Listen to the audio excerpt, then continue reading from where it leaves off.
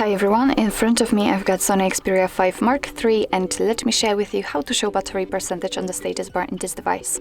So fortunately in this model it's very easy. All you have to do is to simply open the settings and enter the battery.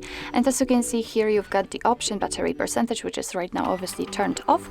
If you'd like to turn it on, just tap on the switcher, and as you can see immediately next to the battery icon we've got the exact percentage of the usage of the battery, so you won't have to guess how much battery you've got left.